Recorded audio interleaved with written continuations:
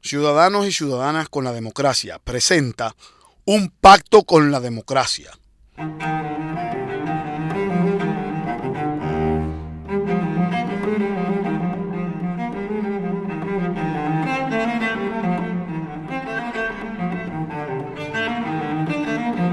Muy buenas noches.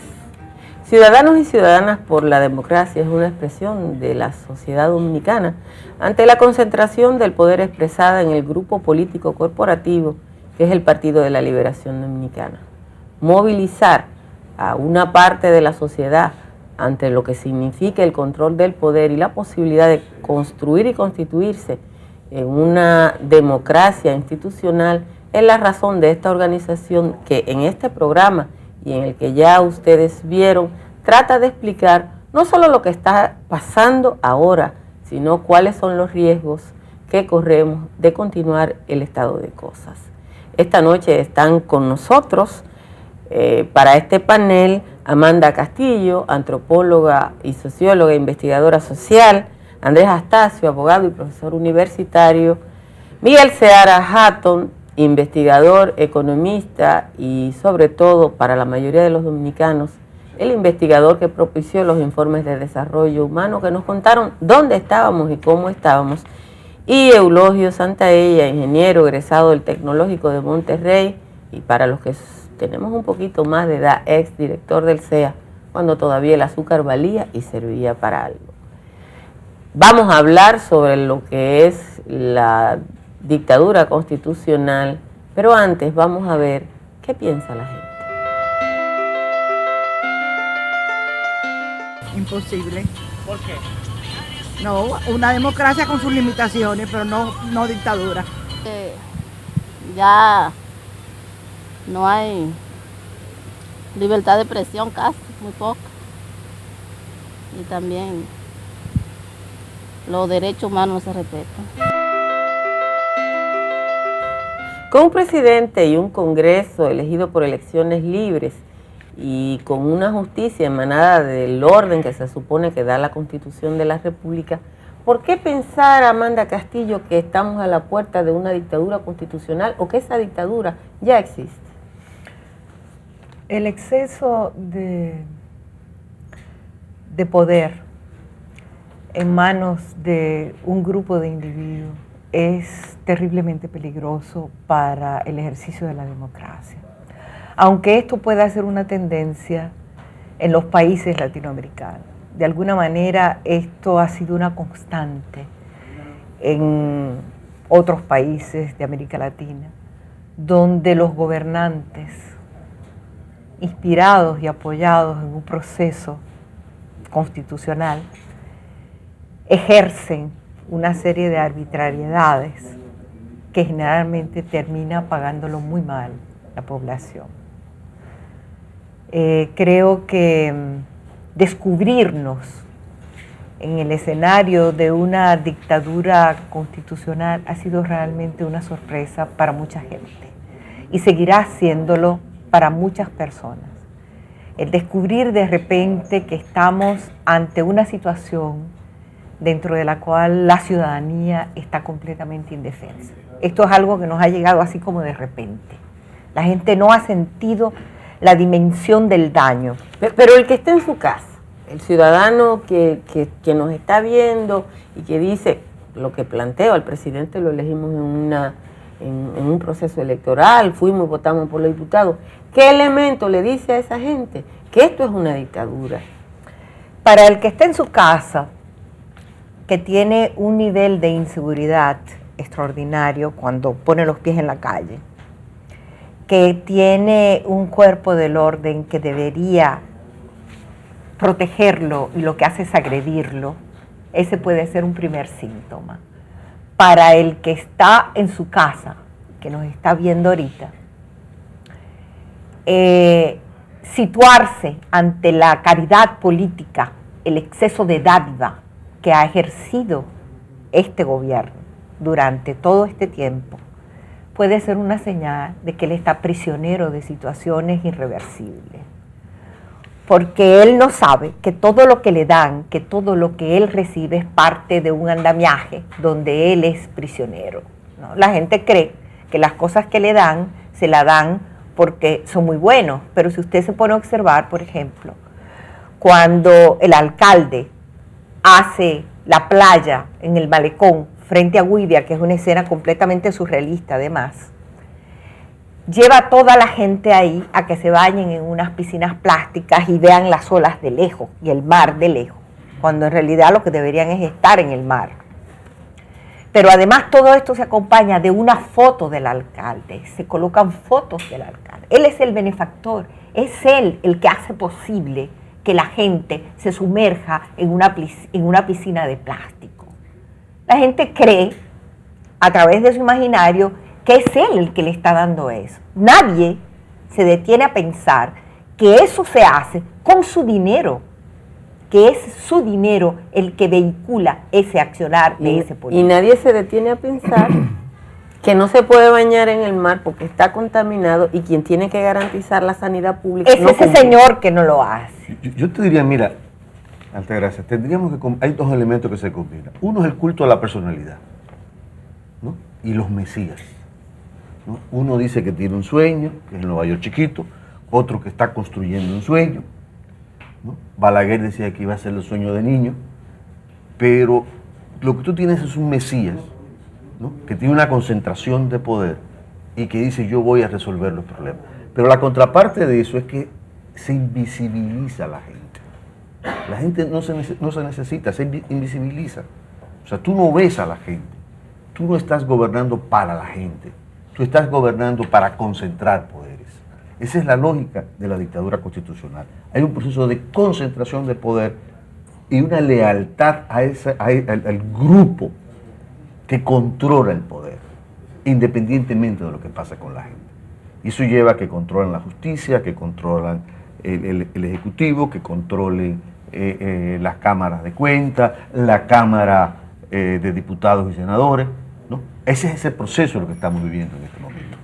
Aparte de eso, cabría agregar que en ese proceso de control, ¿no? Los incumbentes, ellos controlan sus espacios gerenciales de la cosa pública y cada uno emerge como una figura autónoma de ese espacio, que se apropia del ejercicio de la gestión pública, pero que se apropia de las personas que están en ese ejercicio también.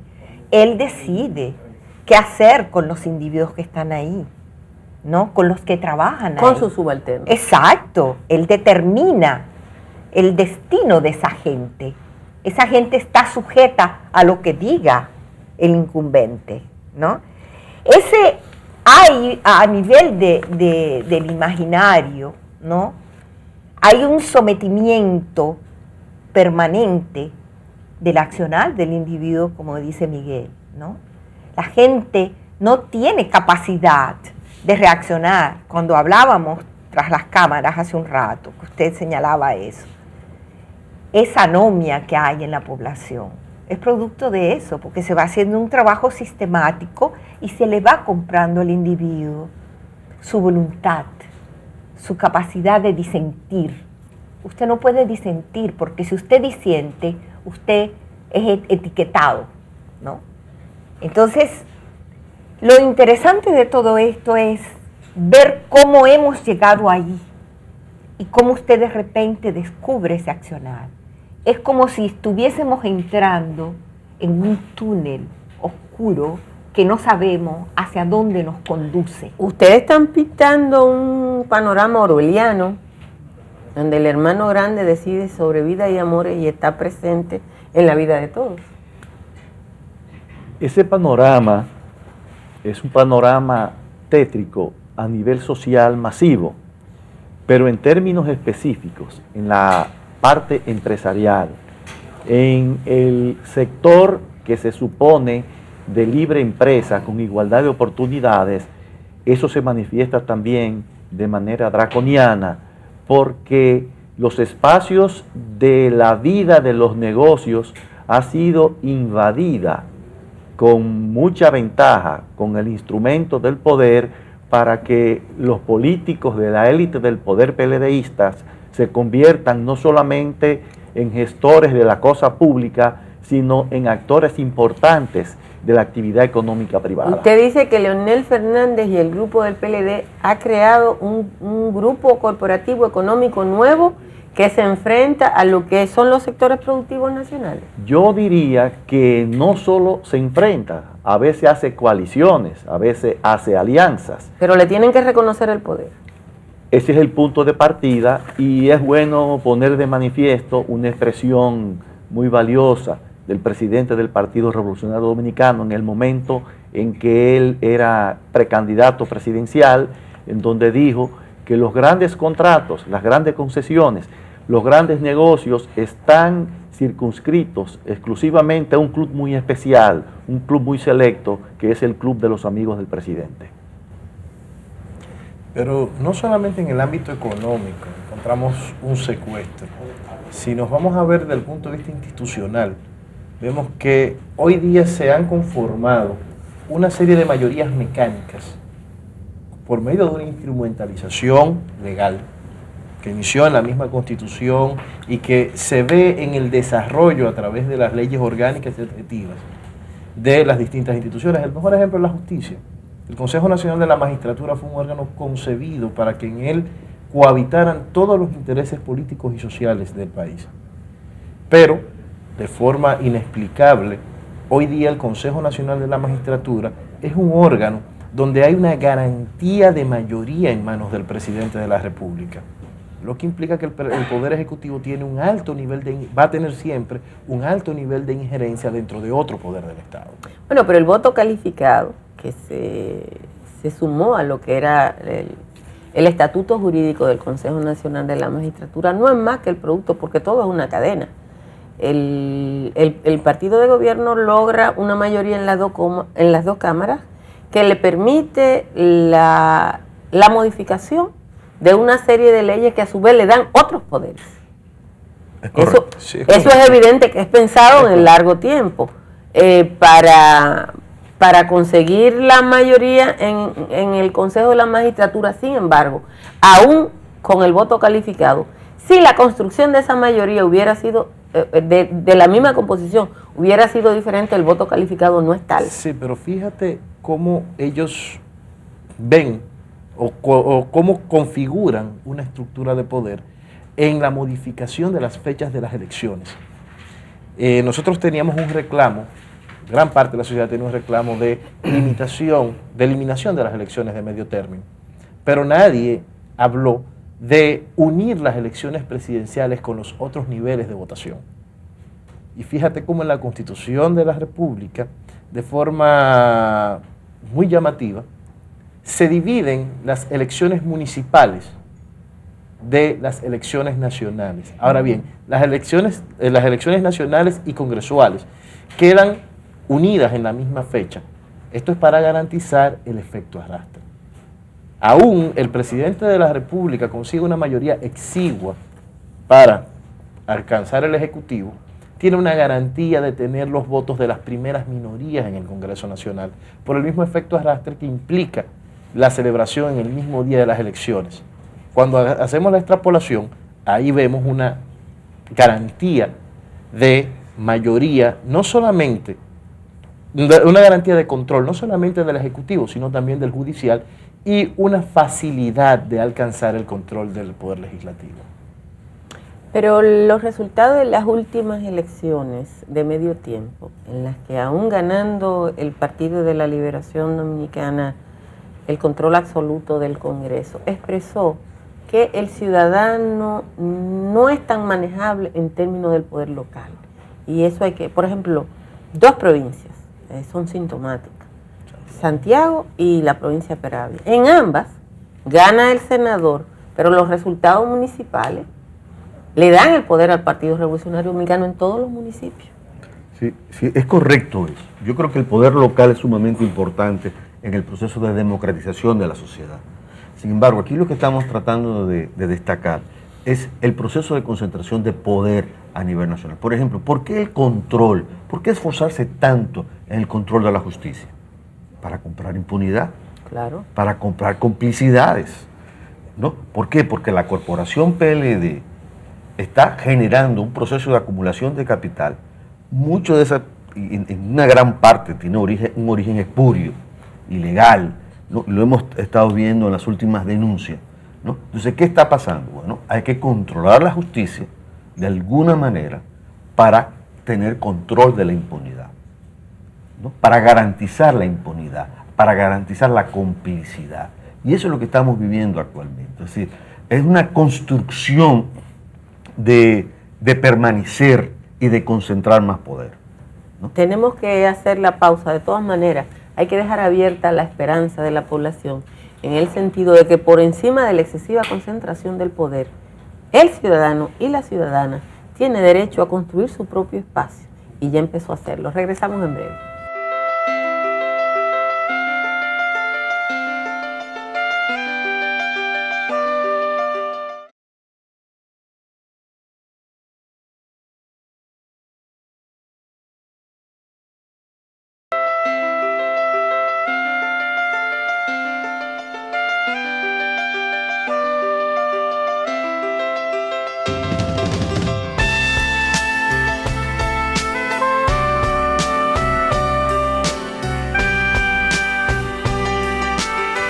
Este es el año 11 de Leonel Fernández en el poder y el número 7 de manera ininterrumpida. 11 años, 7 de manera consecutiva en el poder, generan una estructura de controles que van más allá del control propio del Estado y de incidencia en la vida de la gente.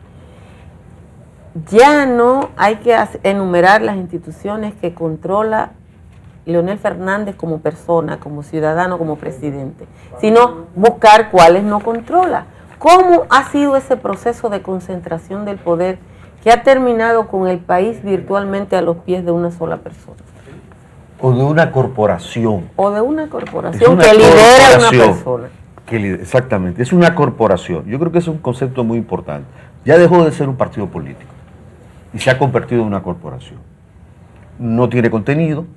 Es una lógica del poder por el poder, es una lógica de acumulación de capital, es una lógica de concentración de poder, donde la gente es absolutamente desechable, no interesa, y para no verla, se sube a un helicóptero para ver la ciudad y evaluar el progreso.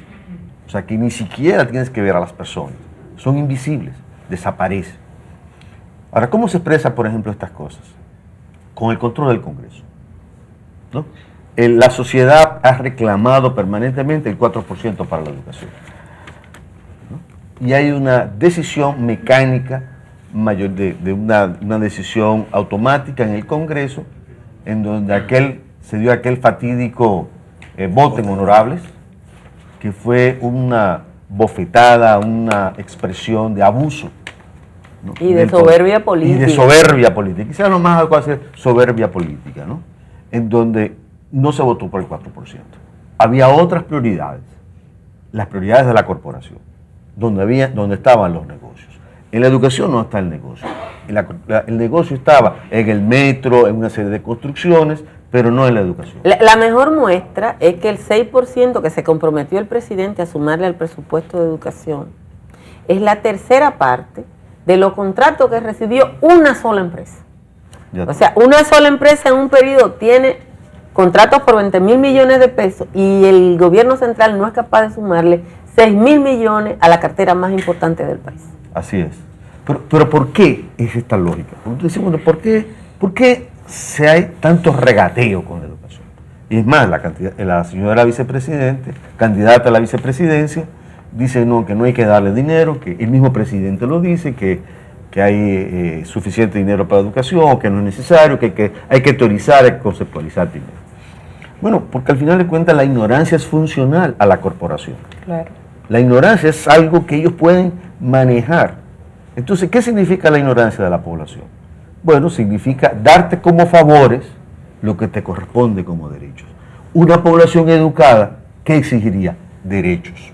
Y rechazaría ese discurso del Mesías, del Períclito, como tú señalas, o de esas figuras mesiánicas, ¿no? Que se están construyendo ahora. Sí, yo me he ocupado de listar los títulos que le otorgan sus seguidores al presidente Fernández y están en el orden de la exaltación personal, que es un elemento también propio de la dictadura. Yo bromeo y digo el perínclito. Ahora, lo que yo no digo es que el presidente Fernández es el redentor del sur. Yo no digo que el presidente Fernández es el centinela de la nación. Yo no digo que el presidente Fernández es el padre de la educación. Yo no digo que el presidente Fernández es el padre de las carreteras de montaña.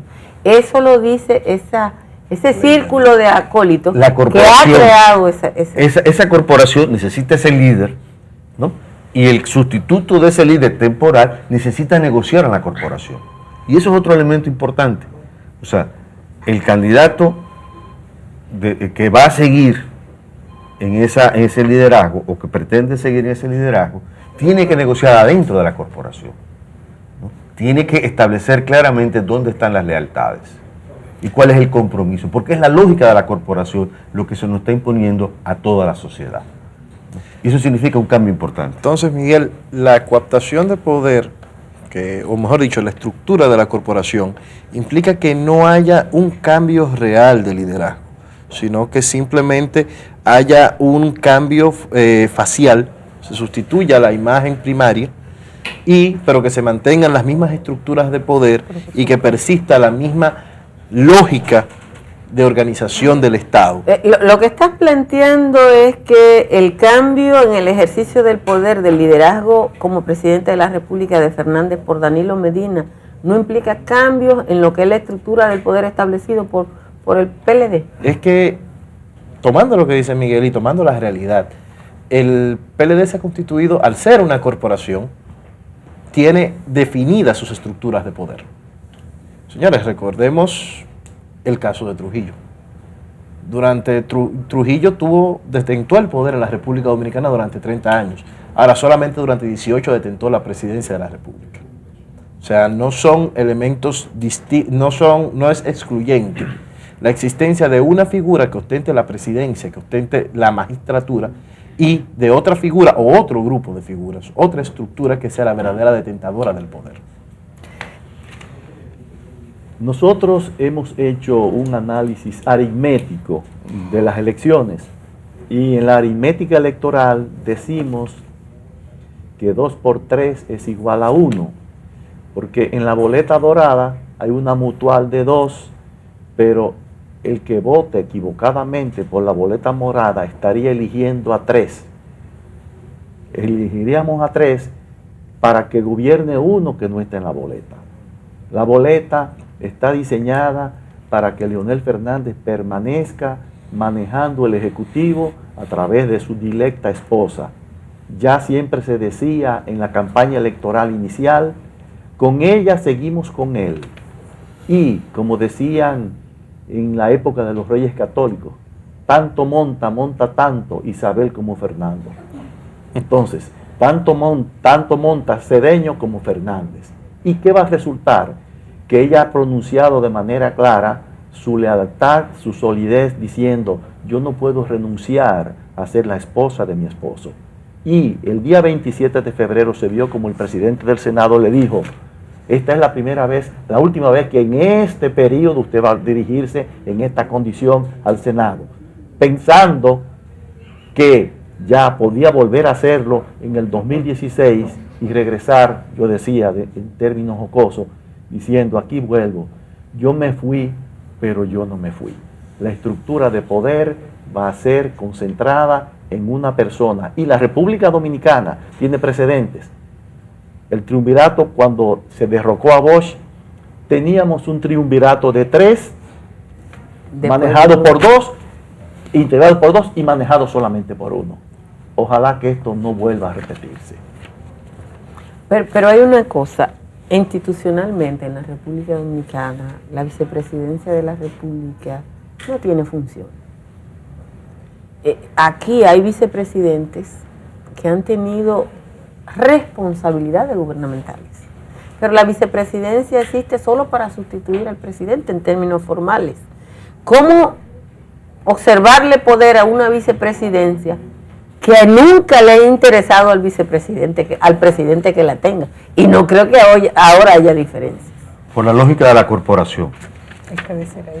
Esa es la diferencia. Tenemos una lógica de la corporación. Ese es un grupo cuya lealtad es con el grupo. Cada miembro del grupo sabe que sobrevive siendo leal al grupo. Y por eso crean una estructura de lealtades. Yo he hablado muchas veces que se crean una estructura de gente de primera y gente de segunda. Antes eran los oligarcas la gente de primera y los infelices eran la gente de segunda. Ahora, ¿quiénes son la gente de primera? La gente de primera son los que son miembros de la corporación o allegados directos a la corporación, que tienen una patente de corso. Tú dices que en la República Dominicana ha surgido una estructura, se ha modificado la estructura social en función de la corporación económica que es el Partido de la Liberación Dominicana. Creo que sí, yo creo que sí, ciertamente. Yo pienso que aquí no se sabe realmente qué es lo que ha pasado en la sociedad dominicana. Yo pienso que hay una serie de transformaciones que están por verse. En el caso, por ejemplo, de la primera dama aspirando a ser vicepresidenta, después de haber jugado el rol que ella juega desde el despacho de la primera dama con tanto poder, donde se maneja el presupuesto de 4 o 5 secretarías, por lo menos de 3 secretarías de Estado. Jugar entonces el rol de vicepresidenta de una forma opaca, eso yo creo que va a ser un poco difícil. Pero no tiene presupuesto, y esa es la diferencia. No sé, pero creo que a la vicepresidencia no le pueden asignar. Creo que sería muy difícil que ella. Digo, aquí esto es Monte Culebro y puede pasar cualquier cosa. ¿no? O sea, ¿cuál es el pacto real? ¿Cuáles son las relaciones formales e informales? Pero técnicamente la vicepresidencia de la República no puede tener más presupuesto que el de la presidencia porque es la misma figura. Sí, pero hay una cosa, o sea, que hay que tomar en cuenta. Esta candidatura vicepresidencial de la primera dama es una candidatura vicepresidencial sui generis. O sea, esta no es el típico vicepresidente que decide el candidato presidencial, ya sea por una decisión libérrima o por un acuerdo político que busque sumarle. Esta es una candidatura vicepresidencial que surge para que la candidatura presidencial pueda existir en sí misma. Señores, tenemos que recordar que esto fue una candidatura vicepresidencial impuesta. Que surge de la corporación. La corporación le impone al candidato su vicepresidente. Y uno de los claros mensajes que se le manda a la sociedad con esa imposición es que, aunque él quiera, la corporación, que es quien le sostiene, mantiene el poder. No hay forma de que este candidato presidencial pueda desligarse de la corporación que le sostiene. Solamente hay que recordar el giro que dio la inversión publicitaria en su campaña desde antes de haber elegido a la candidata vicepresidencial a el momento actual, después que la eligió. Un detalle muy sencillo, Las personas que hoy día son ministros, son a la vez capitanes de la corporación. Claro. Pero al mismo tiempo, Capitanes de la campaña. son los directores de campaña. Son el director de campaña. Ahí está el elemento presupuesto. Claro, entonces, ¿quién le da el presupuesto al candidato también? La corporación, que es el Estado. Porque la corporación está íntimamente vinculada al control del Estado. Realmente ha habido un cambio de modelo. El señor Danilo Medina habla de un cambio de modelo, pero ya el PLD hizo su cambio de modelo original. Nosotros teníamos un Estado productor, ahora tenemos un Estado gastador. Teníamos un Estado que era rico. Yo siempre comento que antes los gobernantes dirigían a un Estado capitalista rico, y hoy tenemos un Estado pobre dirigido por gobernantes capitalistas ricos, en base a que la estructura productiva del Estado, la Corporación Dominicana de Empresas Estatales, el Consejo Estatal del Azúcar y la Corporación Dominicana de Electricidad fueron transformadas de tal suerte que esos recursos desaparecieron y el poder económico fue a parar a manos de la corporación PLD, a sabiendas de que el cambio de modelo de economía estatal a economía privada se quedó por la mitad, porque por el origen ideológico del PLD manejaron un neoliberalismo vergonzante y no hicieron una privatización total, sino que privatizaron parcialmente la CDE, arrendaron los ingenios estatales que hoy en día están prácticamente desaparecidos y desaparecieron las empresas de corte. Uno tiene que solamente pensar, en el 83-84 produjimos 820.000 toneladas de azúcar. Hoy opera Barahona con producción de menos de 90.000 u 80.000. En el caso de los otros productos de exportación, y tenemos que ir a la pausa, en la década del 80 se exportaban 600.000 quintales de café y ahora solo 100. Vamos a la pausa, regresamos en breve.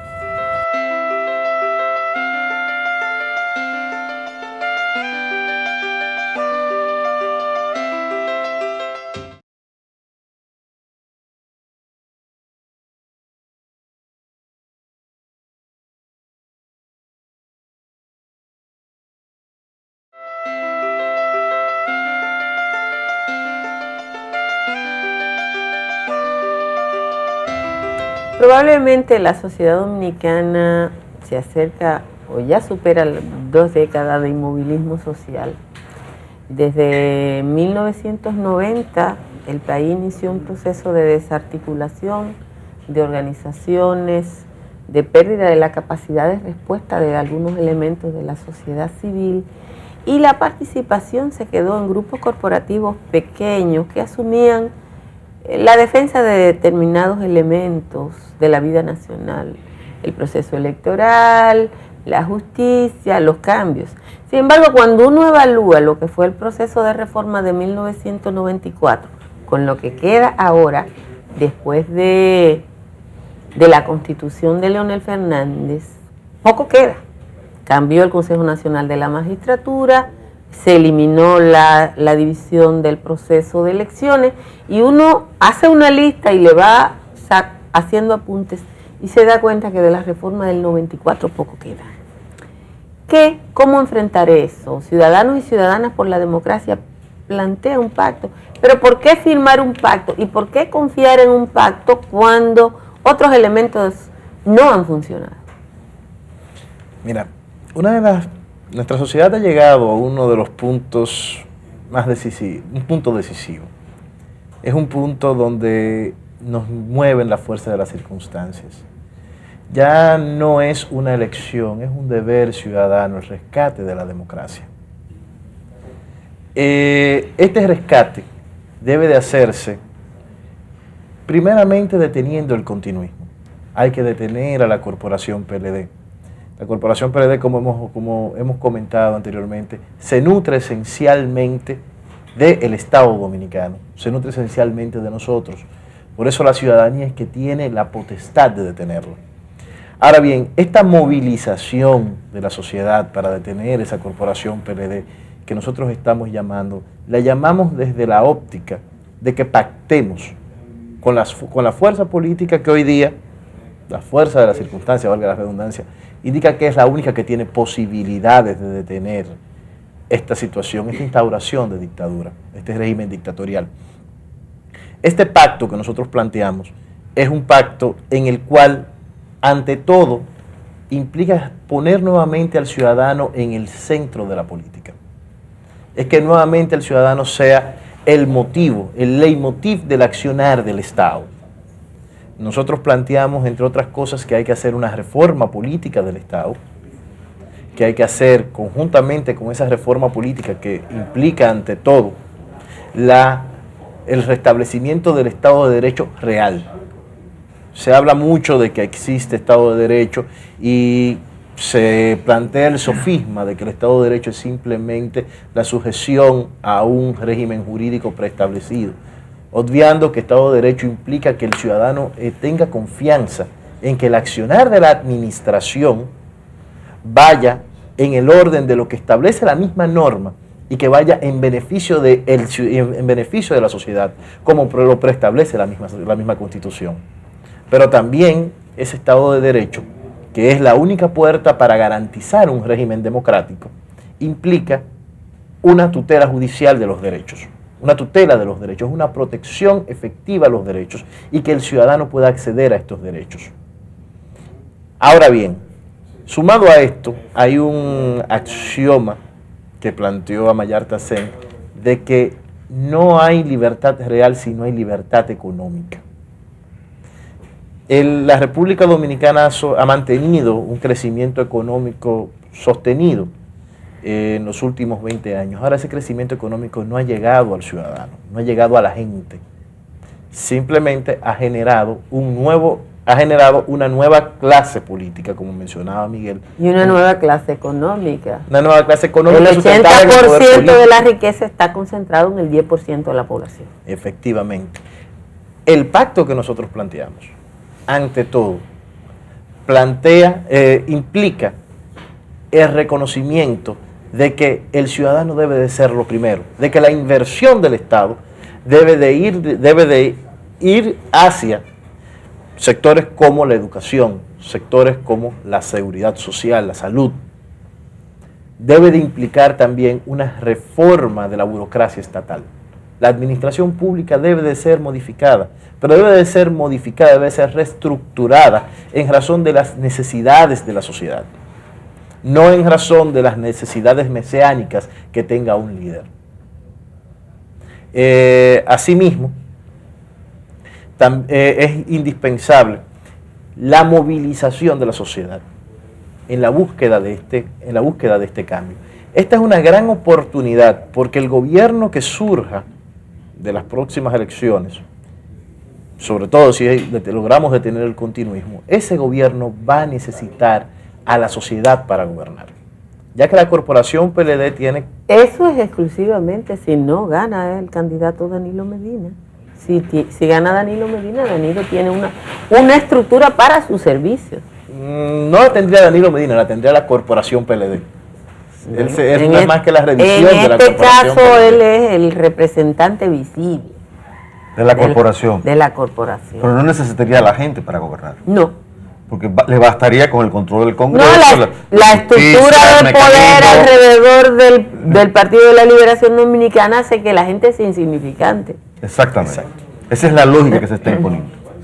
Por eso nuestro pacto es la gente que firme con el poder, con el representante político, para que éste tenga que gobernar. Pero ¿por qué creer que en las condiciones, en el caso de que el pacto del ciudadano con el candidato Hipólito Mejía, ¿por qué creer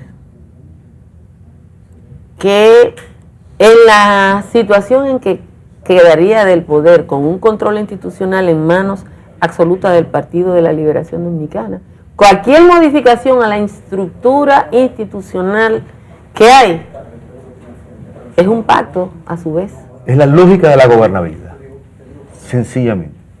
Mira, para poder gobernar, un presidente que no controla los mecanismos institucionales necesita a la gente, porque si no, no puede gobernar.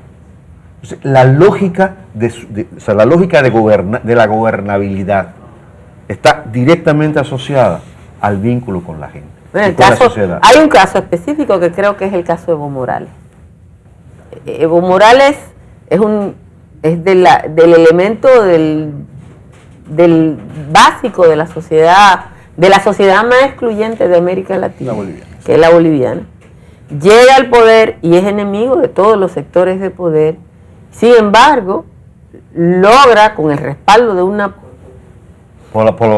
población, imponer y hacer cambios dentro de la estructura del poder que a su vez favorecen el desarrollo de la propia sociedad. El que ve lo que es Bolivia no piensa que en la década del 80 en Sucre, que es la capital política de Bolivia, un indio no se podía sentar en el parque. Y en ese país un indio es el presidente. Entonces hubo un proceso a mí no me gusta usar la palabra empoderamiento porque es incorrecta en español, pero yo no sé cómo utilizar otra. Hubo un proceso de empoderamiento de esa base social que le garantizó a esta gente que no hablaba español ser el presidente de Bolivia, que permitió eso. Ahora, en la sociedad dominicana, Amanda, como antropóloga, como investigadora social, ¿qué procesos pueden permitir ese pacto cuando la base de la sociedad ha sido cooptada por una serie de elementos? Sí, es la militancia se caracteriza por el clientelismo. Ajá. O sea, la gente toda... Ese clientelismo no existía en los otros países. Sí, ¿no? Es decir, en Venezuela en algún momento cuando los ADECOS y COPEI existió algo más ligero, pero como lo que está pasando aquí yo diría que es único en América Latina. O sea, tiene unas características muy especiales. El hecho que la gente apueste a votar para mejorar su condición social y económica, ¿no? Eso es catastrófico. Y eso es una cosa que se ha incrementado. Anteriormente la gente se involucraba en la participación política con el único deseo de transformar la realidad. Pero la gente puede apostar a su mejoría. El término que se ha individualizado ese perfil. La respuesta es personal. No, pero sí, claro, la gente puede apostar a su porque yo creo que todos debemos apostar a que el país mejore, pero el asunto no es que el país mejore, es que yo mejore. El clientelismo fomenta la individualidad de la perspectiva. Pero se ha hecho ese trabajo. Ese es un trabajo sistemático que la corporación PLD viene haciendo. Las figuras de liderazgo, aparte de la del señor Leonel Fernández, que existen, han sido construidas en base a ese mecanismo. ¿Entiendes? Romper con eso implica hacer también un trabajo dentro de la población, que los individuos entiendan que ellos son los actores principales de esta película, que ellos son los únicos que pueden transformar su realidad, que no hay absolutamente nadie que pueda venir de fuera a modificarle a uno su vida si uno no decide transformar su existencia. Pero Elogio, ¿cree la gente que tiene que transformar ese aparato y esa estructura? Lo asume como una necesidad, porque también quizás se está arando en el desierto. Es importante poner de manifiesto que la victoria de las fuerzas democráticas el 20 de mayo suponen un reajuste de fuerzas.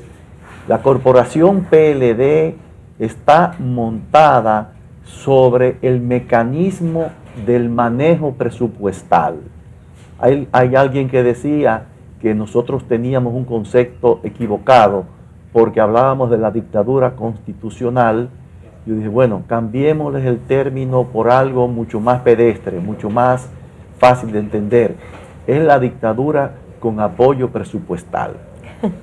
Cuando pierdan el apoyo presupuestal, todo el esquema clientelar de ellos comienza a resquebrajar el sistema dictatorial que han impuesto, que comenzó con la creación del PM y con la continuación de las nominillas. Ambas estructuras, ambos mecanismos creados por Danilo Medina en su condición de super primer ministro. Él se quiere desligar de las cosas de su gobierno, pero es como si Zhou Enlai quisiera decir que él tenía que desligarse de las obras del gran timonel Mao Zedong. El gran timonel ahora es Leonel y él es el primer ministro ejecutor de toda la obra del PLD.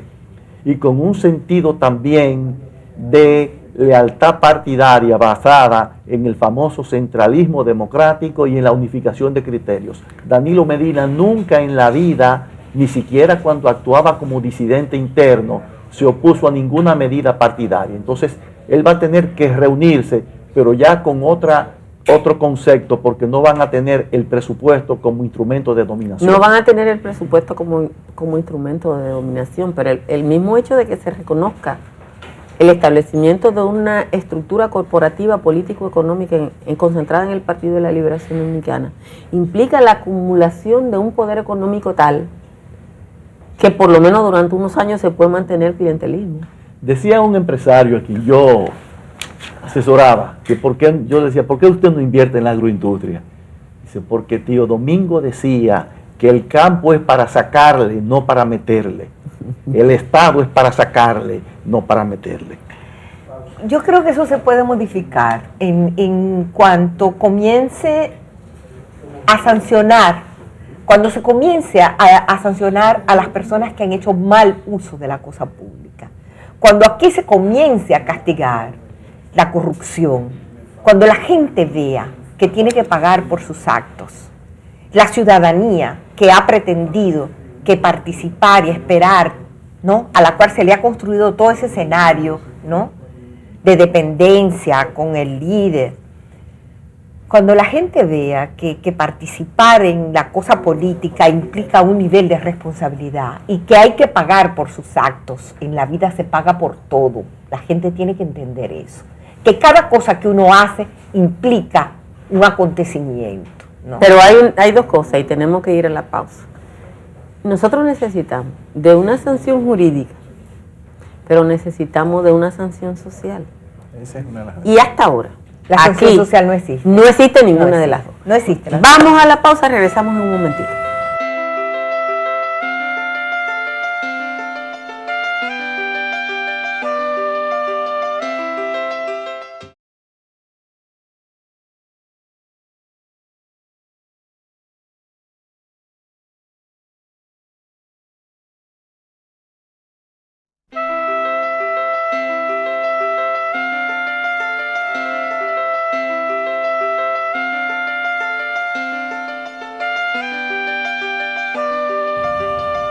Desde hace 2 meses, Ciudadanos y Ciudadanas por la Democracia plantea la firma de un pacto democrático para frenar la dictadura institucional. Un pacto que implicaría servir de soporte a las aspiraciones del Partido Revolucionario Dominicano por frenar la permanencia del PLD en el poder. ¿Por qué votar por el PRD? ¿Por qué creer que el PRD puede ser la diferencia en medio de todo lo que ha pasado? ¿Y por qué además creer que ese partido cumpliría con las aspiraciones de este espacio de ciudadanía? Queremos que el ingeniero Eulogio Santaella nos conteste, pero antes preguntémosle a la gente que esté en la calle, ¿qué piensa? La democracia aquí no existe, porque es que aquí los gobiernos hacen lo que ellos quieran. O sea, eso no es que se cumplen las leyes. La Constitución es un papel que lo modifican cada vez que a un gobierno le conviene poner un acápite que a ellos que lo favorezcan. La dictadura terminó en el 1978 cuando el gobierno de Antonio Guzmán, pero ahora mismo estamos viviendo una semidictadura con este gobierno del PLD, el cual está destruyendo todo el patrimonio de nuestro pueblo.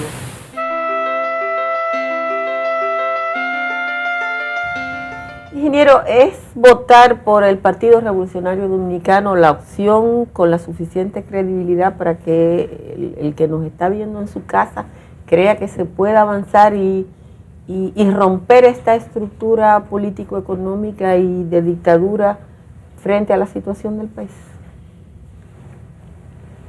La posición del PRD tiene que ubicarse dentro del contexto del partido Corporación PLD.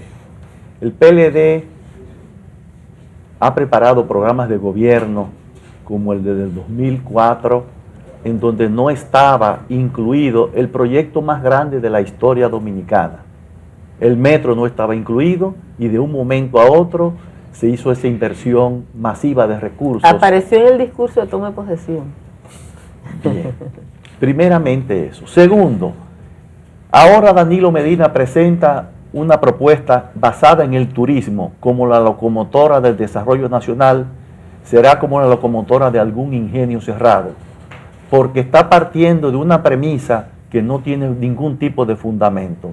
Dice que habremos de llegar a 10 millones de turistas en 10 años, lo que implicaría que cada año Danilo propone que subamos 550,000 turistas por año, y Leonel Fernández en 4 años logró un aumento de 520,000 en 4 años, y Danilo propone 550,000 por año, 4.5 veces. Bueno, pero que ni siquiera hay capacidad instalada para eso. Pero, y habría que hacer unas cosas extraordinarias. Es como decir que Sammy Sosa bateó 66 jonrones y ahora José Bautista dice que va a batear 280 jonrones.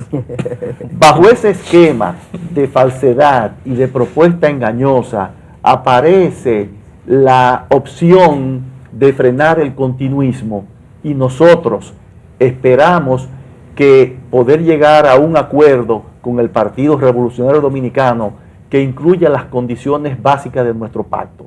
El pacto está centrado en los temas de nuestro documento inicial: detención de la corrupción, el 4% para la educación, eliminación de la inseguridad ciudadana, la descentralización y el desarrollo con inclusión social. Entonces, ¿qué tenemos nosotros por delante?